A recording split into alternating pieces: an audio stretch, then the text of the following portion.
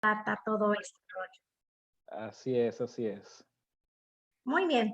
Pues bueno, imagínate verdaderamente que te estoy invitando a tu cafecito, que vas a tomar un capuchino, un largo, un corto, ¿no? Un carajillo Tengo que ir y allá a donde estás tú allá en Mazatlán, ¿no? en Puerto Vallarta. Puerto Vallarta, yo sabía que era una zona de costas y Sí, muy bonita. Ambas ciudades, así, tanto Mazatlán como Puerto Vallarta, increíbles. He tenido la oportunidad de estar allí. De hecho, me han invitado a dar conferencias allá. Y ha sido maravilloso. muy interesante, sí, ha sido muy padre la experiencia. Tienes una ciudad grandiosa. Así es, así es. Oye, ya estamos, ¿no? Ya estamos en el café. Imagínate que tenemos la posibilidad de estar presencialmente, no digitalmente, para podernos ver a los ojos, para sentirnos, para platicar como grandes amigos que se cuentan confidencias, ¿no? Claro que sí. Y que podemos expresarnos al 100% de cómo sentimos y vemos las cosas, ¿vale? Me gustaría preguntarte, antes de cualquier cosa, ¿qué es Venezuela para ti? Wow. ¿Qué es Venezuela? Esa es la clase de preguntas que te dejan en la reflexión y que posteriormente, cuando se acabe este espacio, cuando se acabe la entrevista, vas a quedar pensando y diciendo, uy, hubiera dicho esto, hubiera dicho aquello, ¿por qué dije esto? Porque definitivamente Venezuela significa tantas cosas para un venezolano y depende también mucho de la edad del venezolano, ¿sí? Y de qué tan compenetrado esté con su país y con su historia, ¿sí? Trato yo siempre de remitirme a la historia. Considero que soy una especie de historiador frustrado. Entonces, siempre trato de hacer un análisis para entender las situaciones actuales desde una perspectiva histórica, ¿no? ¿Y qué es Ok. Venezuela para mí? Venezuela representa la mirada de mi madre, ¿sí? Ujú. Representa el olor a café temprano por la mañana, acompañado de una arepita con mantequilla y queso en el desayuno. Representa las carreras del día a día eh, por, por tratar de existir dentro de una ciudad tan compleja como es Caracas, mi ciudad natal. Venezuela representa los saberes, los atardeceres. Para mí representa belleza, representa energía, representa potencial e incluso, yéndome a una reflexión más profunda, representa una oportunidad perdida, ¿sí? Una oportunidad perdida para América Latina, una Ujú. oportunidad perdida para lograr el primer país desarrollado de América Latina. Y Venezuela es eso, ¿no? Una mezcla, leí hace unos años una revista que decía que Venezuela era una especie de mezcla Ujú. entre Miami y Calcuta, ¿no? Por los extremos tan Ok. diferentes que se viven en cuanto a infraestructura, en cuanto a imagen, en cuanto a gente, pero definitivamente Venezuela es única, ¿sí? Y como dice la canción, ¿no? Si algún día tengo que naufragar, pues enterrar mi cuerpo cerca del mar en Venezuela, ¿no? Ey, ok. A ver, tú dijiste en este momento, Venezuela es vuélvamelo a recordar, la ciudad perdida, La oportunidad oportunidad perdida. perdida para América Latina, ¿sí? Ha Ok. sido el país que ha estado más cerca de convertirse en un país desarrollado, ¿no? La Dubái de América Latina y que hoy Ujú. día, tristemente, pues es el país más pobre de América Latina, casi que inclusive debajo de Haití, que está casi que en el extremo de lo que es el Producto Interno Bruto, pues allí, más abajo de eso, encontramos a Venezuela. Y eso para un venezolano, para alguien que de verdad tenga Venezuela en su corazón, Ujú.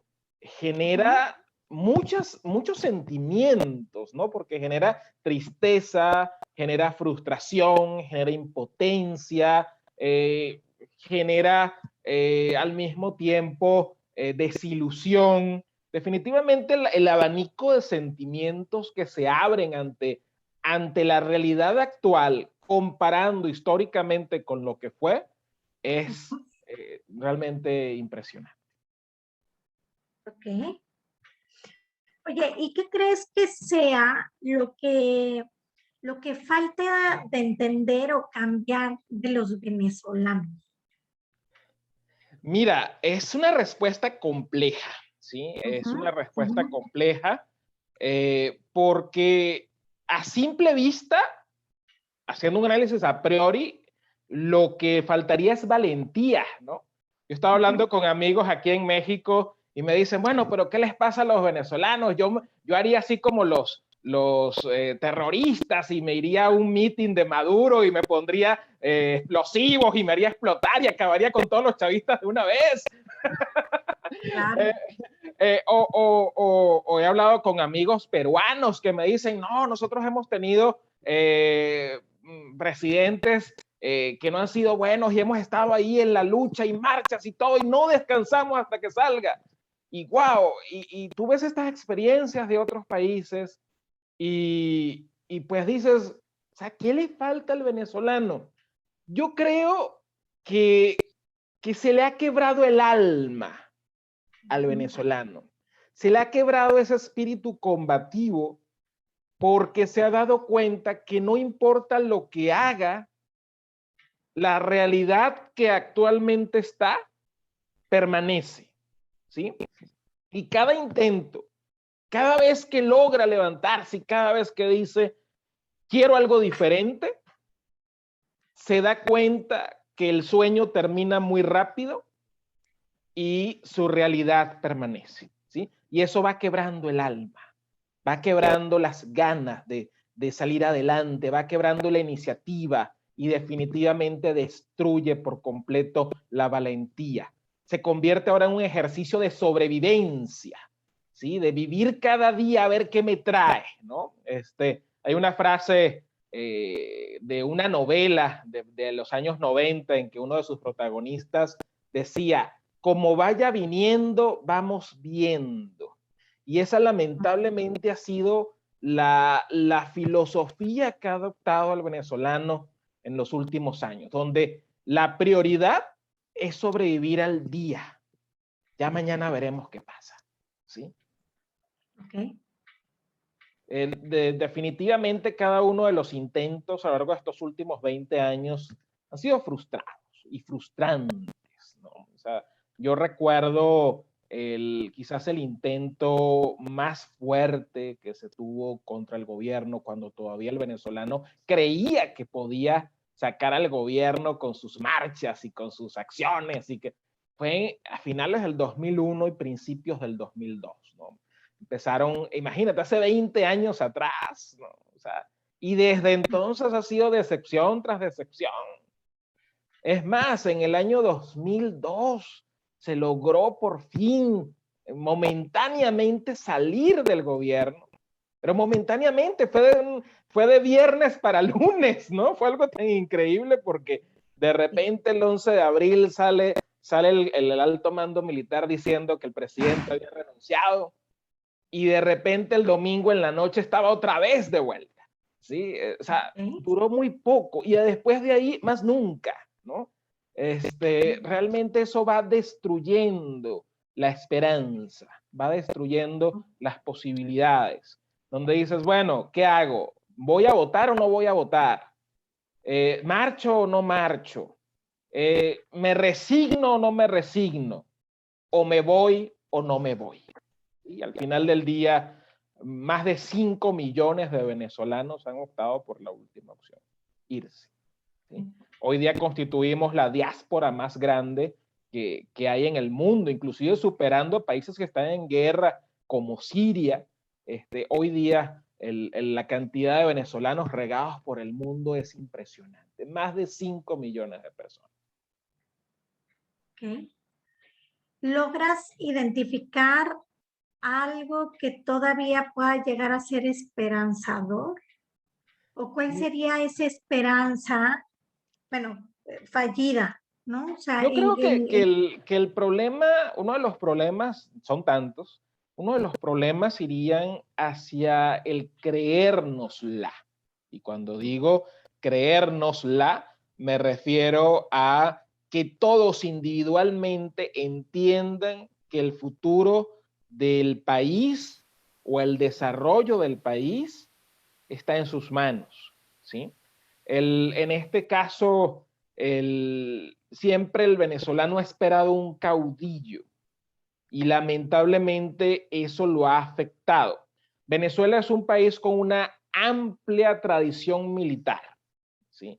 De hecho, toda su existencia, desde que existe Venezuela, existe bajo un mando militar, ¿sí? En la época colonial, en la época española, Venezuela era una capitanía general, había un capitán general del ejército español quien gobernaba Venezuela, ¿sí?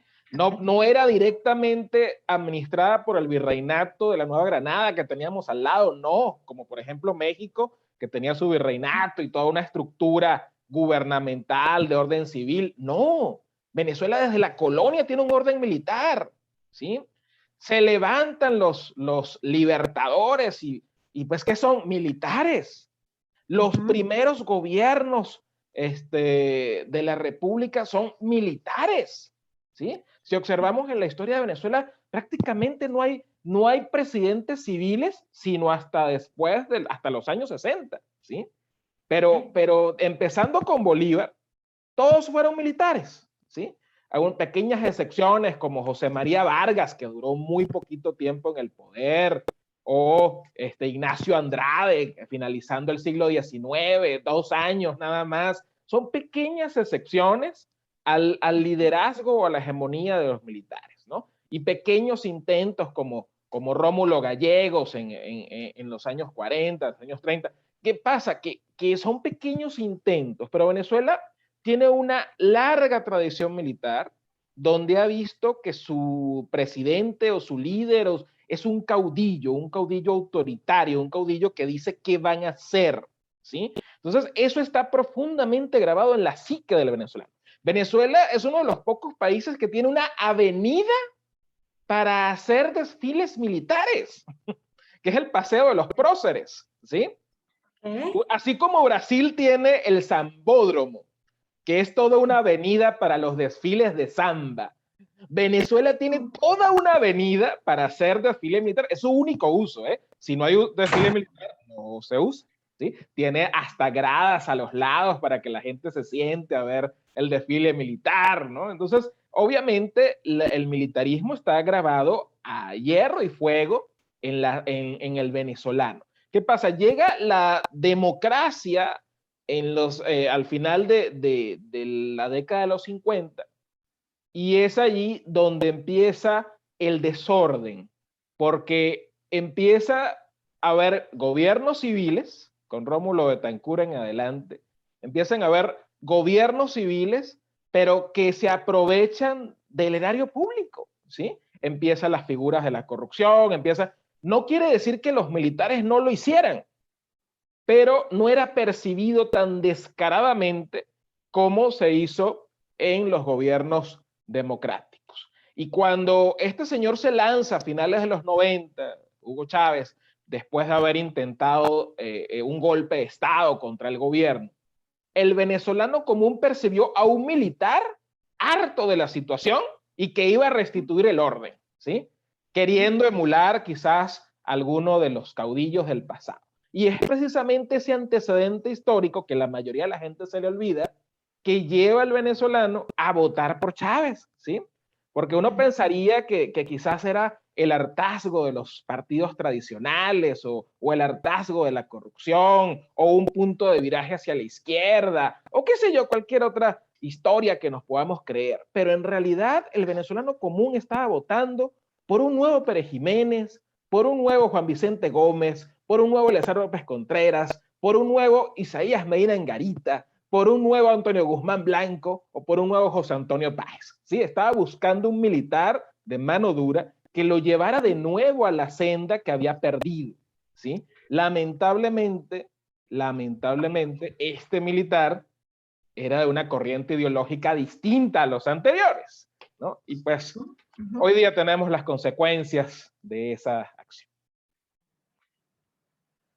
Oye, cuéntame un poco alrededor de los empresarios, cómo se comportan estas empresas, cómo han sobrevivido, ¿no?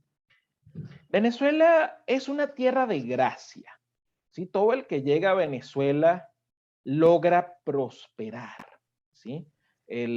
Durante los años 40 y 50 hubo una gran inmigración de españoles, de portugueses, de italianos que venían precisamente huyendo de la guerra y de las consecuencias de esta, e inmediatamente se convirtieron en una buena fuente de trabajo, ¿no? Incluso le mostraron al venezolano lo que era trabajar, porque Venezuela venía de una gran tradición agrícola, ¿sí?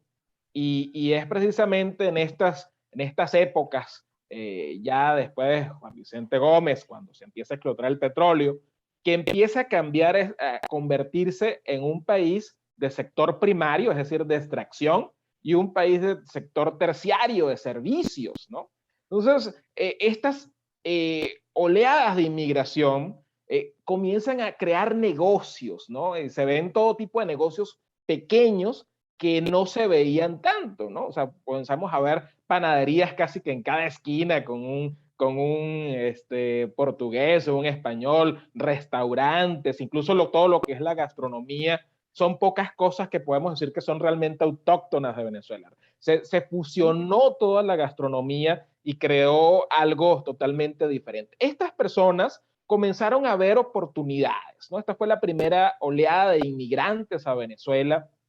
Luego empezaron a llegar árabes, empezaron a llegar ecuatorianos, dominicanos, colombianos, luego chinos, ¿sí? Venezuela ha sido un país que siempre ha recibido inmigrantes. Todos estos inmigrantes que llegan a hacer negocio y llegan a prosperar. Venezuela es una tierra de gracia para el inmigrante, ¿sí? El venezolano de alguna manera, aunque han habido algunas excepciones que han copiado los modelos de negocios y han creado sus propios negocios, en la mayoría de los casos se le ha hecho fácil emplearse en los negocios de los demás, ¿sí? Entonces, bueno, el portugués tiene la panadería, pues yo soy empleado de la panadería, ¿sí? Pero no está como que el chip del emprendimiento. ¿Por qué me impide a mí poner una panadería? ¿Sí? Ese chip del emprendimiento quizás ha estado un poco alejado del venezolano porque le ha sido muy fácil la vida, ¿sí? Digamos que siempre ha habido recursos, siempre ha habido oportunidades, siempre ha habido trabajo, habían habido buenos salarios, entre comillas, habían oportunidades de crecimiento, oportunidades de estudio, ¿sí? En Venezuela la educación es gratuita y obligatoria desde 1834, ¿sí? No es algo nuevo, ¿sí? En Venezuela es uno de los pocos países en que la persona puede estudiar desde la primaria hasta estudios de posgrado prácticamente gratis, ¿sí? Y no es algo de los gobiernos recientes, es una tradición. Entonces, ¿qué pasa? Que el empresario ha visto en Venezuela una oportunidad de tener mano de obra preparada, ha tenido la oportunidad de ver cómo producir negocios y cómo multiplicarse, ¿sí? Las empresas progresivamente han venido adaptándose a las circunstancias. No ha sido sencillo porque el gobierno cada cierto tiempo cambia las reglas de juego, pero la mayoría de las empresas que aún sobreviven en Venezuela demuestran una capacidad increíble de resiliencia. ¿Por qué? Porque es llevar hasta 2 y 3 contabilidades distintas para poder justificar cómo le pago a mis trabajadores, una cantidad en bolívares, otra parte en dólares, cómo logro producir, cómo logro sortear las limitaciones de importaciones, cómo logro evadir los controles que están para asfixiar la función productiva. Entonces, las empresas que hoy día quedan en Venezuela demuestran una capacidad increíble de adaptación, ¿sí? Son empresas que decidieron por el bien de su propio legado no oponerse al gobierno. Tampoco estar a favor, pero no oponerse, ¿sí? Entonces, han podido subsistir, ¿sí? Obviamente hay dos grandes conglomerados de empresas nacionales. Tenemos las dos familias nacionales rivales, ¿no? Los Mendoza y los Cisneros, que tienen pues prácticamente la mayoría de los giros o rubros de negocio que hay en el país, pero han logrado adaptarse, han logrado estar en un escenario altamente cambiante, ¿sí? Un escenario en que todos los días las reglas de juego son diferentes y que la incertidumbre es el pan de cada día. Hacer negocios en Venezuela es todo un reto. El que hace negocios en Venezuela hace negocios en cualquier lugar, ¿sí? Yo vengo de la banca y decíamos allá en aquella época, el que hace banca en Venezuela hace banca en cualquier lugar, ¿sí? ¿Por qué? Porque la cantidad de regulaciones que tiene el sector bancario es increíble y aún así logra subsistir, ¿no? Entonces, definitivamente un gran ejemplo de resiliencia, el sector empresarial hoy día en Venezuela, que aún logra sobrevivir y hacer patria en el país. En términos de negociación, ¿tú cómo ves esa habilidad en el venezolano? El venezolano es hábil para negociar porque es muy rollero, diríamos en México, ¿no? Habla mucho, ¿sí? Tiene mucho verbo. Entonces, las posiciones para vender, para sí, colocar diversos productos, para establecer relaciones con otras organizaciones, con otros clientes, empresas, se le da muy fácilmente. El venezolano tiene mucha facilidad de expresión. Es raro ver venezolanos tímidos, ¿no? No, que yo soy muy callado, soy tímido. Es muy raro verlo, ¿sí? El venezolano tiene facilidad de expresión, se le da en forma natural, ¿sí? Y para lo que es estrategias de negociación, son muy hábiles, ¿sí?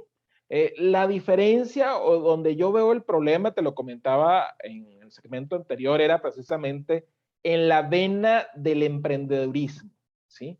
No está tan presente el emprendedurismo como tal, como lo vemos en otros países, porque en otros países vemos a las personas que lanzan una empresa y comienzan a hacerla crecer. No, el venezolano es creativo para buscar actividades que le permitan sobrevivir, ¿no? Pues me vendo 2 trabajos, vendo esto, hago aquello, ¿sí? Pero no hacia un modelo de negocios formal.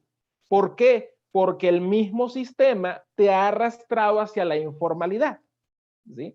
Decía por allí un comediante que si tuvieran que encarcelar a todos los venezolanos que alguna vez en su vida hubieran cometido alguna falta o alguna pequeña ilegalidad, pues habría que ponerle una malla, una reja a todo el país, ¿sí? Porque de alguna manera el venezolano siempre anda buscando quizás el punto gris entre lo blanco y lo negro, pero no es que el venezolano tenga una mentalidad delictiva, no, sino que precisamente busca como la olla de presión, sacar esa presión que está allí, que lo está limitando y que lo está obligando a vivir de determinada manera. El venezolano no puede adaptarse a estos modelos importados donde la gente en una isla puede conformarse con lo que hay en un bote, en una tarjeta de racionamiento y esas cosas. No, el venezolano no está hecho para eso,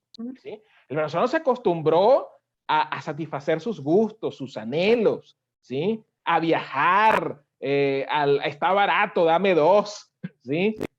Esas cosas están dentro del día a día del venezolano. Entonces, cuando tú le dices de la noche a la mañana que ahora vas a ganar $1 al día, $1 al mes, imagínate, una cosa así, pues, ¿quién vive con eso? ¿Sí? ¿Quién se va a adaptar? ¿Quién va a decir, sí, ahora estamos en una economía de guerra? No, el venezolano va a buscar la manera de sobrevivir. ¿Y cómo lo va a hacer? Inventando negocios, vendiendo cosas, haciendo cualquier cosa que le permita generar por lo menos su subsistencia, ¿sí?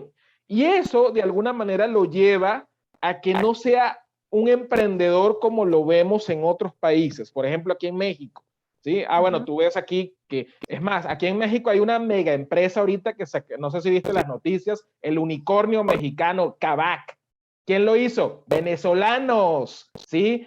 Kavak es una empresa venezolana hecha en México, valuada ahorita estaba leyendo esta mañana, en 8.700 millones, ¿sí? De dólares. Entonces dejó de ser unicornio, se convirtió en Pegaso, ¿sí? Entonces, esos emprendimientos tradicionales los vemos afuera. Pero dentro de Venezuela, ese espíritu emprendedor está restringido, sumido en la sobrevivencia. Ok, qué interesante, qué interesante. Sobre todo esto que vemos, ¿no? Los contrastes. Y hablabas un poquito hay diferencias también con las edades, ¿no? El momento que está viviendo el venezolano. No es lo mismo el joven, el adulto contemporáneo. Cómo ves estas brechas de edades que me comentas? Mira, ¿Y cuáles son definitivamente esas son diferencias? brechas importantes porque los jóvenes que han nacido en estos 20 años no conocen otra Venezuela. Para ellos es normal que no haya agua. Para ellos es normal que se vaya la luz. Para ellos es normal que ver un supermercado vacío, ¿sí? Eso no es normal, ¿sí? Pero se ha normalizado porque es lo único que han visto en los últimos 20 años, ¿sí? Y para los que vivimos en una época totalmente diferente, pues es muy, muy triste, ¿sí?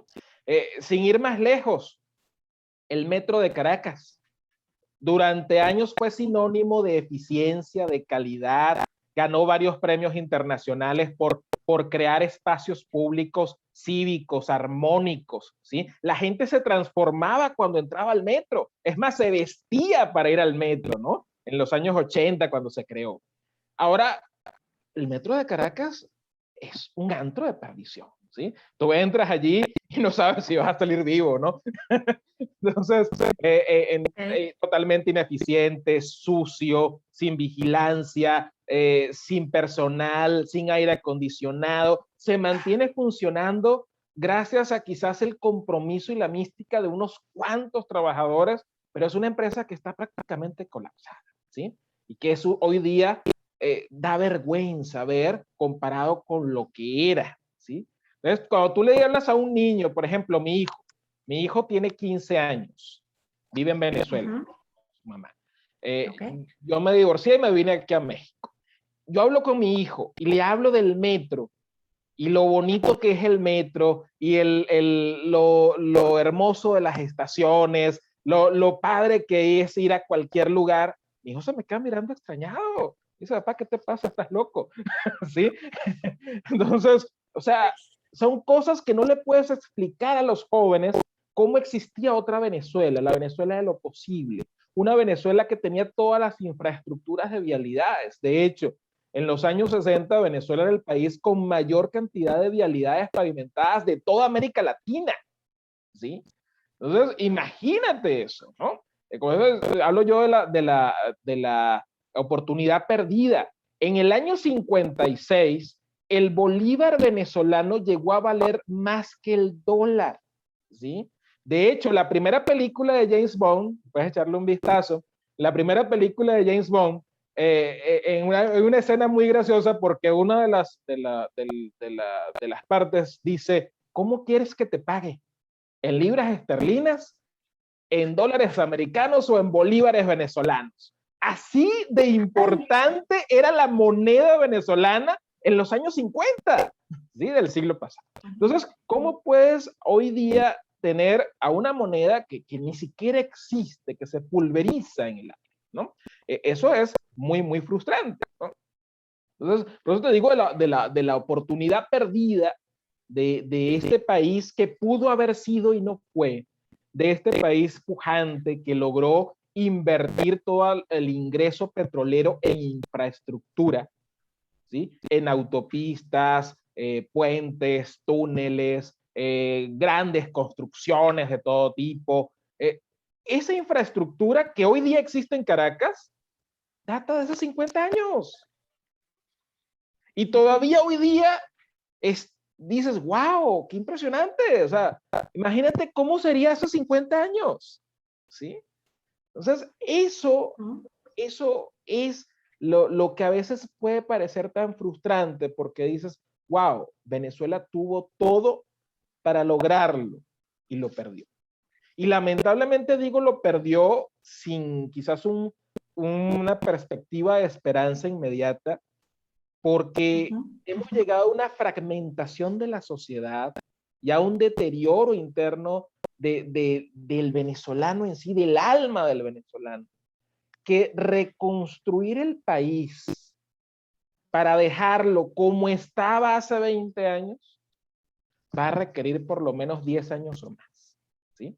Aunque el gobierno cambiara mañana, aunque los dirigentes fueran diferentes, reconstruir el tejido social es extremadamente complejo y no va a ser de la noche a la mañana, van a pasar años antes de que Venezuela, si acaso, pueda volver a levantar la mirada.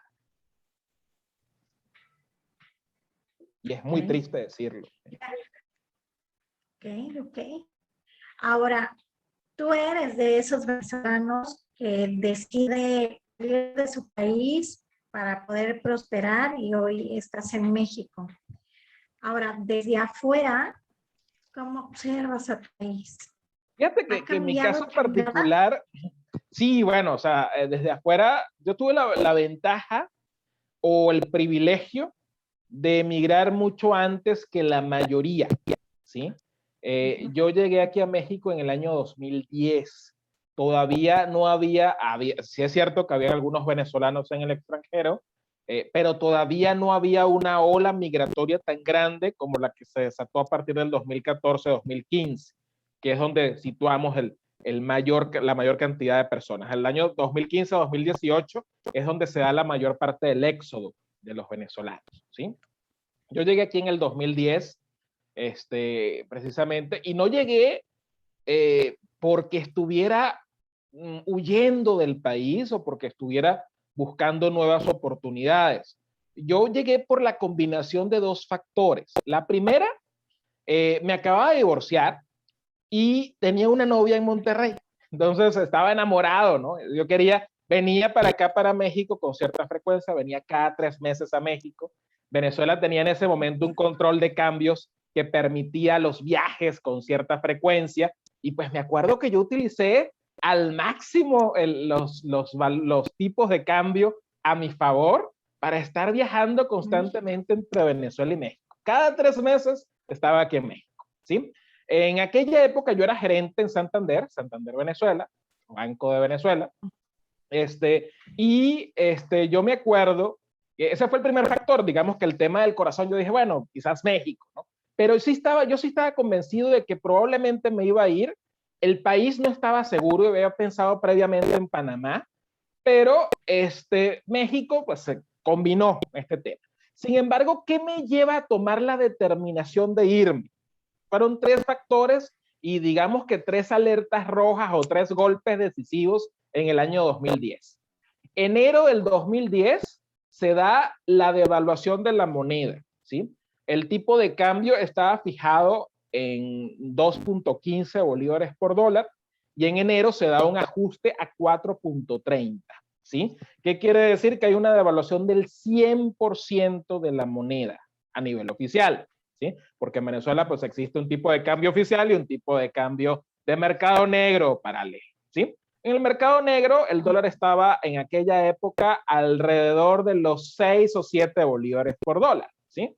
Entonces, definitivamente un dólar a 2.15 estaba muy sobrevalorado. Era obvio que era necesario hacer un ajuste económico. Sí, era obvio para todos los que estábamos dentro del sector financiero. Sin embargo, lo que a mí me impactó, la primera alerta roja, no fue la devaluación en sí, sino cómo reaccionó la gente a la devaluación. Cuando el presidente salió y dijo que iban a devaluar la moneda a 4.30, todos empezaron a aplaudir como focas. Y eso a mí me impactó, porque de la noche a la mañana tú ganabas la mitad y todo costaba el doble. Y aún así, la gente aplaudía como foca. Entonces yo dije, wow, el lavado de cerebro es brutal. O sea, qué increíble. Esta gente no entiende nada de lo que le están diciendo y aún así aplauden. Eso me impactó. Ese fue mi primer impacto en enero del 2010. El segundo impacto vino un poquito más adelante, en marzo de ese año, cuando mis ejecutivos en el banco estaban incumpliendo las metas de crédito automotriz. ¿Sí? Había unas metas de colocación y no lograban llegar a las metas. Teníamos listas de clientes VIP aprobados y todo. Y yo los reuní y les digo, a ver muchachos, cuéntenme. Si tenemos listas de clientes preaprobados, tenemos esto, tenemos todo.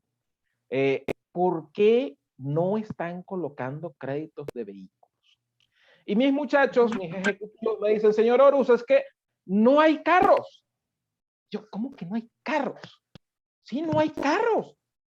¿Cómo que no hay carros? Yo paso por todas las agencias de carros, los concesionarios y los veo llenos de carros. Y me dicen, no, señor Horus, son de exhibición. No hay carros. Entre para que vea que la gente se anota en listas de espera para conseguir un carro nuevo. Yo, pero ¿cómo puede ser esto posible? ¿No? Y de hecho me fui a 2 concesionarios a preguntar, ¿no? Porque no lo podía creer, ¿no? Yo, wow, sí es cierto, no hay carros. Entonces yo respondiéndole a la gerencia del banco por qué no estábamos cumpliendo y por qué no nos podían penalizar ese rubro del tablero de cumplimiento, ¿no? Y en eso justamente se da que veo un documental de la crisis financiera del 2008 que acababa de ocurrir en Estados Unidos. Y en ese documental se decía que unos 2 o 3 meses antes de la crisis financiera, los gringos dejaron de comprar carros. Para los gringos es muy importante la rotación de los carros nuevos. Los gringos cambian de carro cada año, cada 2 años máximo. Y eso es un motor de su economía. Cuando el gringo deja de comprar carros, es sinónimo de que viene una recesión. O sea, ellos interpretan eso. Una reducción en la colocación de carros nuevos es igual a una recesión inminente. ¿Sí? Y yo, wow, no hay carros nuevos. O sea, hay demanda, pero no hay oferta. ¿Será que vamos a llegar a una recesión? Esa fue mi segunda alerta, ¿sí? Mi segundo foco rojo, ¿sí? Y el tercer foco rojo, que fue cuando dije, ya, esto se acabó, yo me voy de aquí. Fue cuando había un mecanismo para conseguir divisas muy controlado, que era Cadivi, tenías que justificar si ibas a importar, si no ibas a hacer, pero había un mecanismo paralelo que de alguna manera los grandes empresarios y los grandes capitales podían utilizar, que era comprar instrumentos de la deuda venezolana. O sea, estos instrumentos como los bonos del tesoro o aquí en México los CETES, son instrumentos de la deuda denominados en bolívares que se pueden negociar internacionalmente en dólares, ¿no? Entonces tú podías comprar tus bonos en bolívares, lo negociabas en una bolsa extranjera y si tenías cuenta en el extranjero, depositabas los dólares producto de la venta de esos títulos valores, ¿no? Ese mecanismo se conocía como el SIDM, ¿sí? Y era casi que la única forma legal de conseguir divisas fuera de la regla oficial. Y de repente el gobierno anuncia que se acabó, que el SIDME se había acabado y que ya el mes que viene se iba a terminar y era la única válvula de escape de la olla de presión económica que tenía el país y no daba ninguna alternativa. Y yo me acuerdo que yo en el banco, yo estaba leyendo el periódico y yo puse el periódico así en mi escritorio y digo, wow, esto se lo llevó quien lo trajo. Una expresión muy típica venezolana. ¿Y qué fue lo que hice? Inmediatamente llamé a la gente de crédito hipotecario y le dije, mira, ¿sabes qué? Ayúdame a montarle una hipoteca a mi apartamento, pero ya. Y pues hicimos en tiempo récord avalúo, crédito hipotecario, todo, y lo que me dieron del crédito, de la hipoteca que le hice al apartamento, lo metí a dólares inmediatamente, compré títulos valores, compré como unos $12,000 en títulos valores en aquel momento, y lo negocié en una bolsa extranjera. Ya yo había venido aquí a México, porque venía cada 3 meses aquí a México, tenía una cuenta aquí en México y mandé el dinero para acá. Y me acuerdo que los bonos ya estaban muy castigados, nadie quería títulos de la deuda venezolana. te los castigaban a más del 50%. Y compré $12,000 en títulos y viene recibiendo aquí en México menos de $6,000, ¿sí? Pero al menos tenía dinero fuera, por lo menos para comenzar a vivir. Por eso es que digo que mi inmigración fue diferente a la de los demás, porque los demás se fueron corriendo con lo que tenían puestos y ya, a ver qué pasa, ¿no? Yo por lo menos tuve tiempo de apostillar mis documentos, tuve tiempo de tener mi pasaporte, tuve tiempo de tener todo al día, tuve tiempo de tener dinero afuera, tuve tiempo. Entonces, para mí fue diferente la experiencia que para alguien que salió corriendo en un momento posterior. Ok, ok. Oye, y después de que ahorita estamos conversando, ¿qué se siente escucharte? ¿Qué se siente escucharme? ¡Wow! ¿Qué se siente escucharme a mí mismo en esta conversación? Pues, como decías hace un rato, tener ese espacio íntimo para conversar cosas que no hablarías habitualmente con otros, ¿sí? Porque digamos que este tipo de conversaciones no lo tienes en el día a día. Con un venezolano no lo puedes tener porque él lo vivió, lo sabe igual que tú, entonces pues no tienes nada que decirle. Y con un mexicano tampoco lo puedes tener porque no te entiende, ¿sí? O sea, no puede entenderlo, no puede ver la magnitud o la dimensión de todo lo que ocurrió. Entonces, es muy complejo. Y en esta conversación, escuchándome, ahí estoy como que, wow, sí, es toda una epopeya, ¿sí? O sea, y esta es una de 5 millones de historias. Y eso es lo que lo hace increíble. Sin duda. Y escuchándote con esta sensación y el recuento y tocando con toda la implicación que ha sido para ti como persona, como empresario, como padre, familia, ¿encuentras una solución? Mira, solución inmediata no hay. Sí hay solución, obviamente todo tiene solución en esta vida, no hay nada que no la tenga, pero sí es una solución de largo plazo. Y la solución de largo plazo no empieza con el cambio de gobierno, empieza con el cambio de mentalidad individual, ¿sí? Hasta que el venezolano empieza a trabajar en sí mismo, a valorarse, a identificar su potencial, a identificar que no es una víctima del universo, sino que tiene todas las herramientas para hacerse cargo de su destino, pues a partir de ese momento es cuando va a empezar a caminar la solución, ¿sí? Si no, los gobiernos van a ir y venir y la situación va a ser cada vez peor, porque si hay algo que se haya aprendido en estos últimos 20 años es que nunca tocas fondo. Tú dices, bueno, ya tocamos fondo, de aquí lo que toca es rebotar. No es cierto. ¿Sí? Cada día aprendes que puedes bajar un poquito más. ¿Sí? Y eso es muy, entonces se dice como chiste, pero es triste, tristísimo. Y nada más se puede cambiar cuando el venezolano comienza a pensar en sí, ¿sí? En su ser, en hacerse cargo de sus conversaciones, ¿sí? El entender que la causa de sus males no está en el otro. Es más, que ni siquiera son males, sino la interpretación que le está dando una circunstancia, ¿sí? En ese cambio de interpretación hay un cambio en la narrativa que me estoy dando, ¿sí? ¿Qué es la narrativa? Es el cuento que me he hecho a mí mismo para justificar mi existencia en el mundo. Entonces, cambiando mi narrativa, cambio mi realidad. Pero como es un ejercicio individual, y hay, no sé, 27, 28 millones de habitantes ahorita en Venezuela. Entonces, imagínate lo que toca para hacer ese trabajo masivo de despertar colectivo. Es algo muy complejo, difícil. Otras sociedades lo han logrado, hablamos de la Europa de la posguerra, el Japón de la posguerra, pero tuvieron que enfrentarse a eso, a la destrucción total para empezar. Y Venezuela todavía no ha llegado a ese punto. Ojalá que no llegue. Pero digamos que una sacudida como la destrucción total es lo que impulsó a estas otras naciones a progresar, Aquí ha sido una destrucción progresiva. Ha sido como la rana que se va cocinando en agua tibia y después se le va subiendo la temperatura y la rana nunca salta, se cocina viva. ¿Por qué? Porque ha sido algo progresivo, ¿sí? No hay azúcar hoy. Bueno, pero aquí en el supermercado al otro lado de la ciudad sí hay. Pues me voy para allá, ¿sí? Entonces, ya cuando ya no hay por ningún lado, me quedo tranquilo, porque ya fue algo gradual. Disculpen. Entonces, definitivamente, el trabajar con el individuo, con la sociedad, sobre todo con los espacios más deprimidos de la sociedad.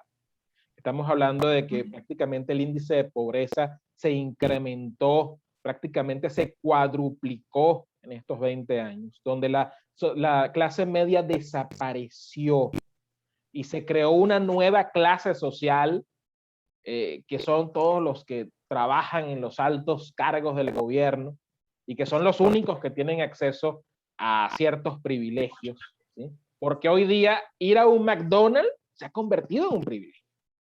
Ir a un cine se ha convertido en un privilegio.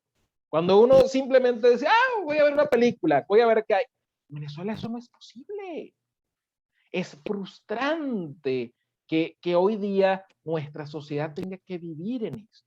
Entonces, esa clase social única nueva es la que está allí imperando, y obviamente la clase alta que siempre estuvo, ¿no? Pero la clase media trabajadora desapareció y ha incrementado, pues, obviamente, la pobreza. Y lamentablemente esa pobreza no solamente es de dinero, no solamente es de acceso a recursos, no solamente es de acceso a los servicios, no solamente es de acceso a la infraestructura, es una pobreza mental.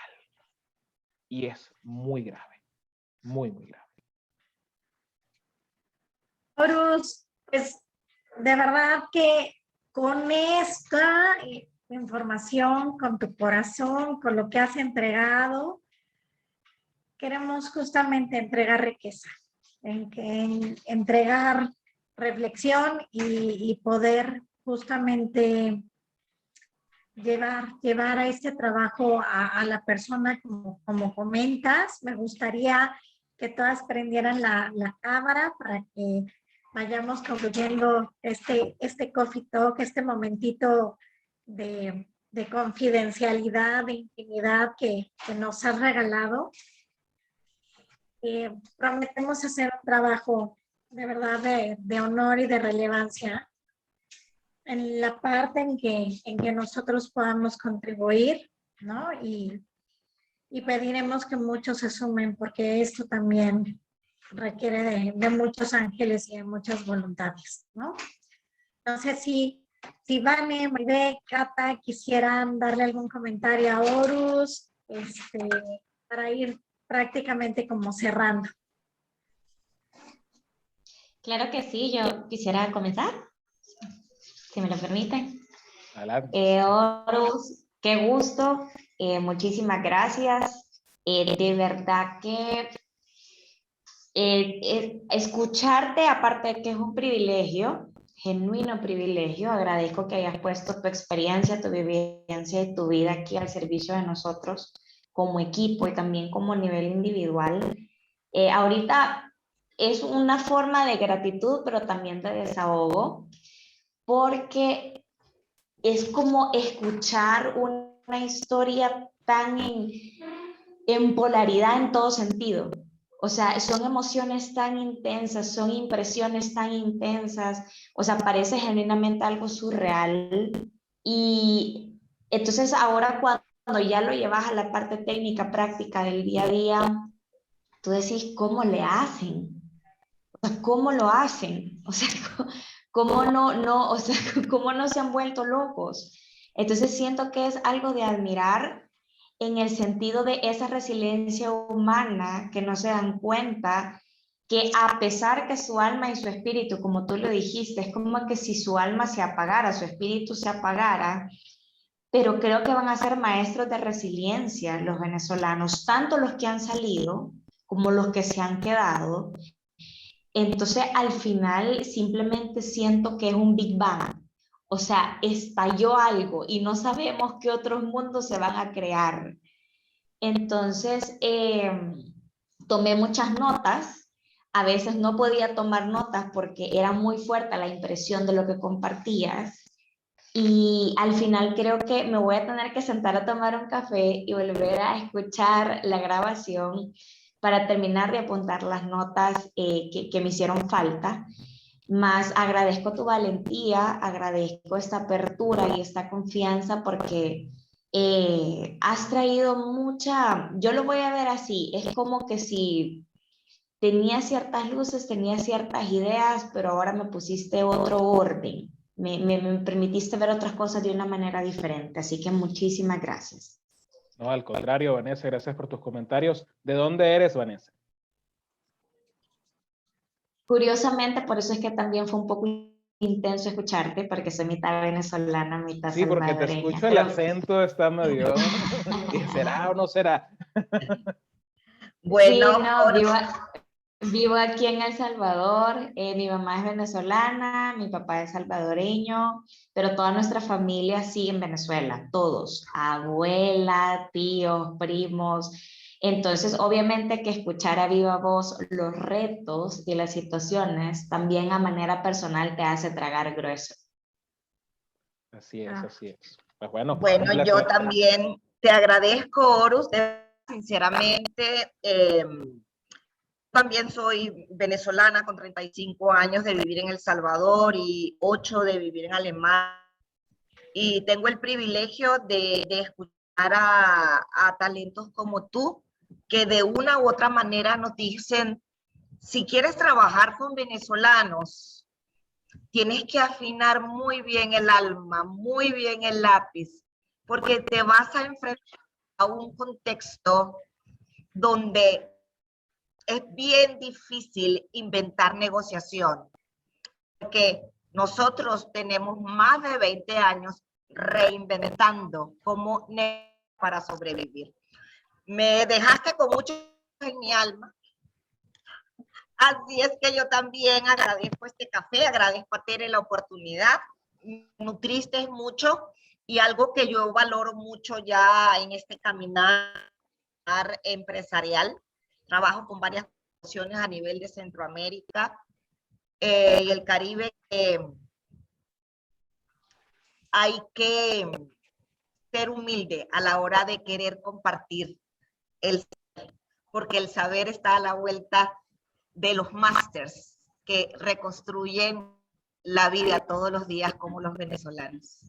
Así es que mis agradecimientos, mi corazón. No, muchas gracias. Muchas gracias. Gracias.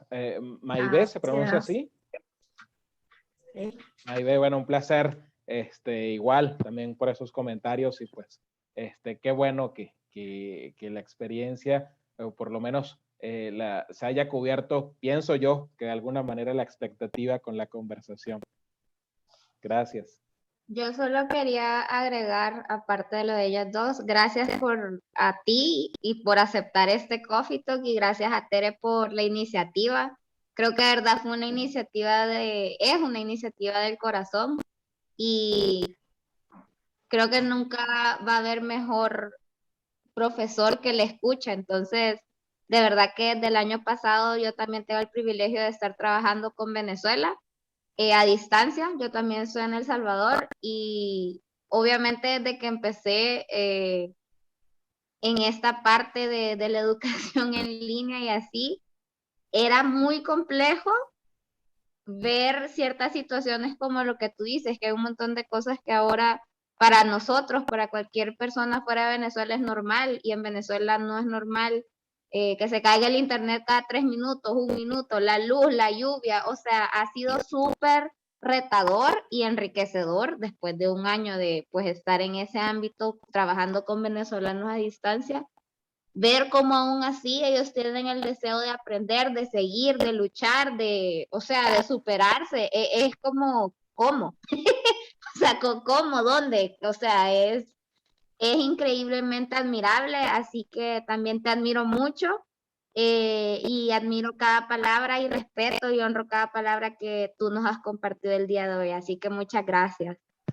No, muchas gracias a ti, Cata. Gracias por esa retroalimentación, por esos comentarios. Y definitivamente tienen un desafío importante, como bien lo comentó Maybey, lo comentaste tú, cuando están trabajando con venezolanos.